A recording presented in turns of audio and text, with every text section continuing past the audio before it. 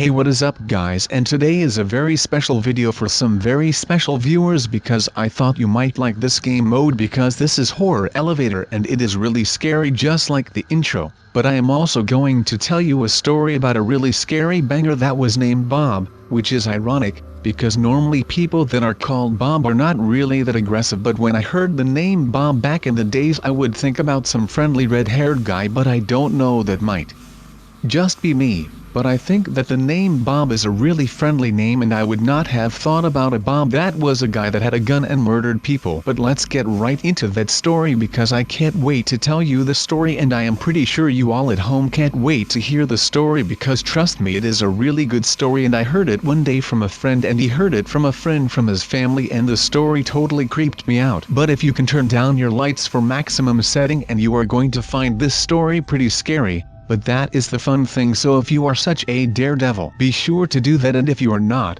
don't worry because I normally just not have a scary game on full screen because sometimes you have a really good ambience in a game, and in such games, it is really freaking scary to be fully in the game. So if the sound is really good as well, a life hack for that is if you are wearing headphones, which most of you are probably wearing, just have either your right or left ear uncovered with the headphone side and you will be half in your room and half really good in the game. But that is just the fun part, because if there is a jump scare then you are going to miss it, because really good jump scares have really good and creepy sounds, and that is just the cool effect from having a scary game with sound effects and jump scares. But anyways, since we are standing just right here, I am going to tell you the story about Bob the Banger. And I hope you are ready, because if you are not, you need to get some popcorn or something because this is going to be really intense for you. So here we go. The year was just at the beginning of the 21st century, so it is pretty relevant, but this story was hidden by the police and the government, so it would not concern people that live nearby the little town, and also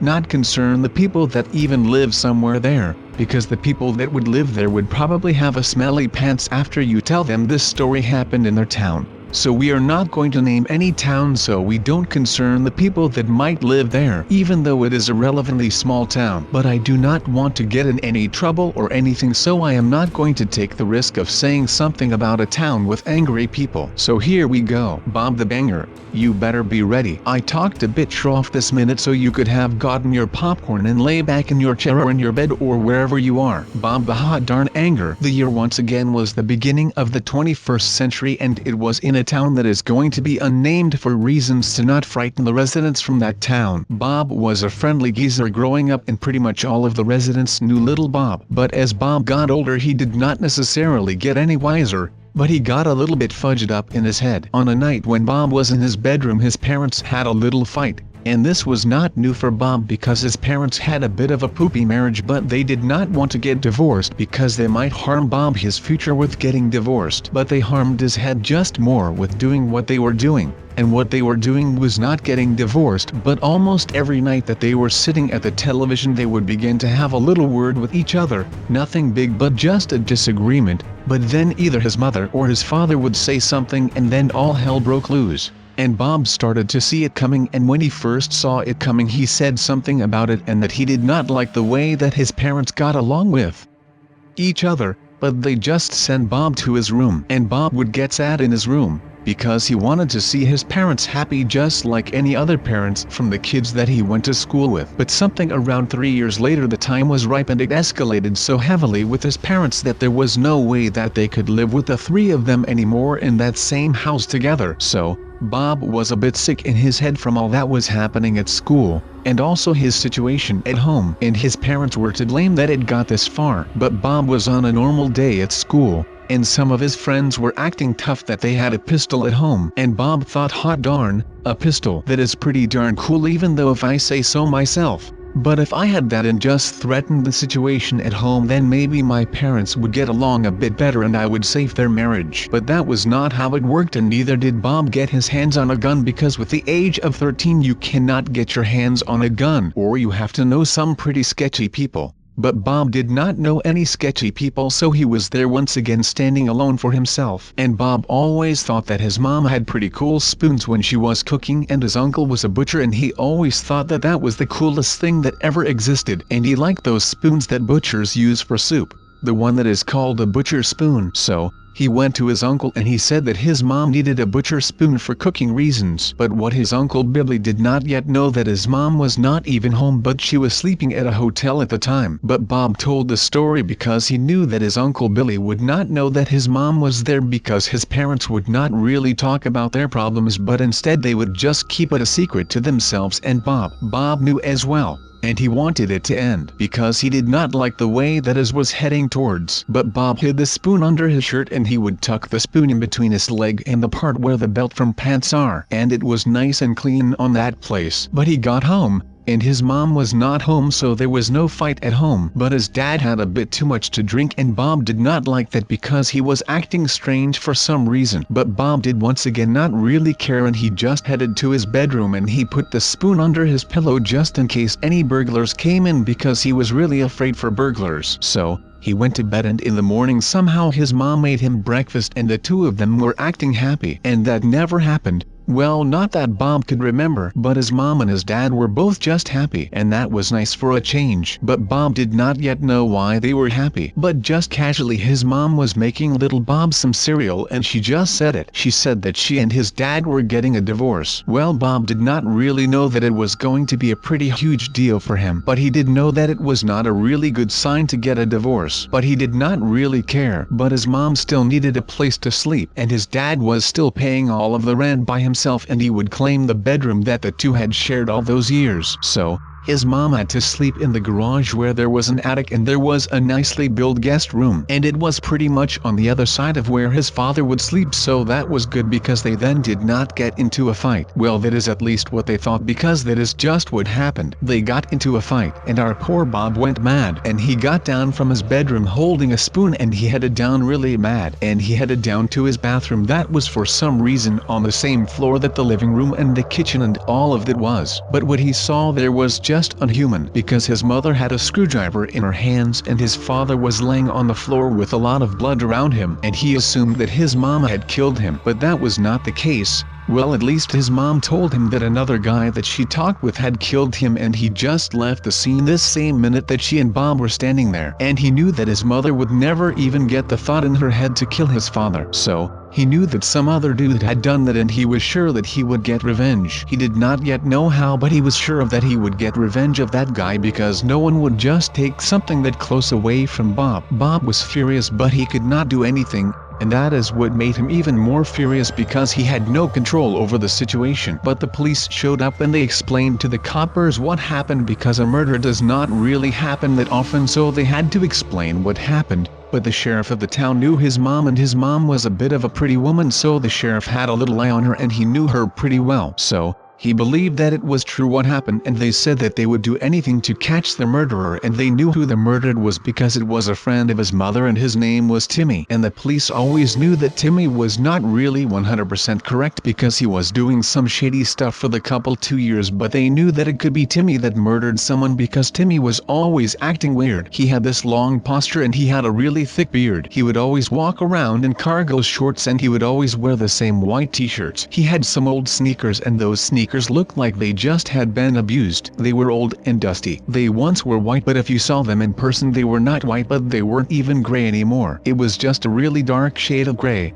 It was almost black, but that was all because of the dirt that would get on and under his shoe. But the police had a discretion of Timmy, and they informed the other nearby cities that if they saw a person with a beard and looked like that description, that they immediately called the sheriff, and the sheriff would personally get over there and undertake action. But they did not hear anything for a couple of weeks, but then the person that matched the description was found walking on the highway, and that he looked confused. It was 3 a.m. at night, so if the person was walking on a highway by the time, there was something not right, and it would also not be safe because, well, cars maybe see you too late and then you are just chilling there in a car's windshield. But I don't think you would really feel good when chilling in a windshield of a car, or under a car, because on the highway people normally drive pretty darn fast. And if you get your body hit by a car with those speeds, then trust me that you are not going to survive that. Or if you are very lucky, then you might get away with some severe wounds on your entire body. But if Bob heard that the sheriff would leave the station, then he would get onto his walkie-talkie and listening with the police station and the sheriff what they had to say. And they said that a person that matched the description of a lost Timmy. And Bob did not think twice about going to sleep and just waited out if the sheriff would catch him. So, called the nearest taxi with some stolen money that he had stashed up and would never buy anything with just for this moment. And he called a taxi that was near him, so the taxi would be there in a minute. And the taxi arrived, and Bob said precisely where the taxi must go to, and that the taxi would not have to think about hitting the brakes because he would pay extra if they got there in under 20 minutes. And they got there in about 15 minutes, but there was no sign yet of Timmy the walking highwayman. But he did not give up, and he would also walk on the highway.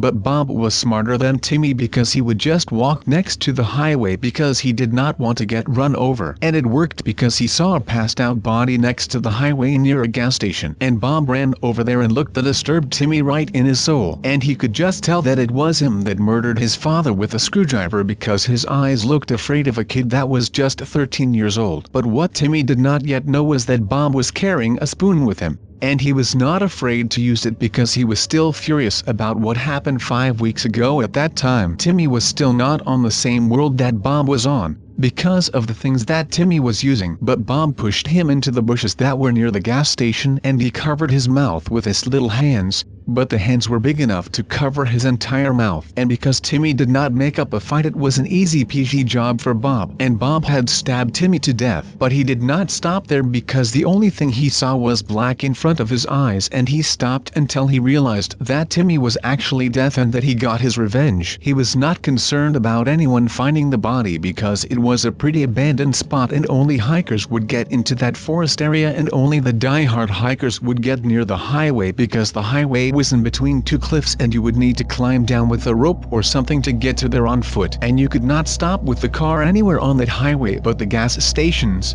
But it was still a couple of 100 feet away from that gas station. But Bob did hide the body a bit though, because it would be dumb to not do that. But Bob did not yet find the satisfaction of what he wanted, so he headed into town with a bloody spoon in his hands that he had just killed a grown man with. And everyone thought it was just a toy thing because Bob looked like a little kid and he did not really fit the description of a murderer just yet. So, he just walked on the pavement, and he would walk to someone that he knew that lived there and had once betrayed his family back in the days. Bob did not precisely know what happened, but his uncle Bibbly the butcher always told him that if she had the chance to eat an ice cream with him, that he would do pretty much everything just to eat ice cream with that guy, because he had fudged him over that hard with back in the days not eating ice cream. But Bob knew a bit where he lived, and he remembered from his memory what he looked like, so he threw the spoon into a bush and headed to where he thought that he lived somewhere, and he would just ask if someone knew where a guy lived that had the description of a bald-headed chubby 40-year-old that would wear sandals with socks back in the days. And an old lady told him that he moved away 2 years ago, but he moved away just a couple of blocks away. And Bob asked for directions, and he headed there with his spoon in his hands, and he was ready to storm that front door. But before even Bob could get there, the sheriff of his town had found him, and he asked why he was holding a bloody spoon and why he had a small blood stain on his shirt. He told the sheriff that it was just ketchup, but the sheriff did not believe that, and he just wanted to give the kid a ride home because he knew that Bob was not supposed to be here. So, he asked if Bob wanted to get in the back of the police car and wanted to ride home. Bob pretty much had to say yes, because if he said no and some guy was murdered a couple of minutes later, he knew that the sheriff would get suspicious because he already had blood on his clothes,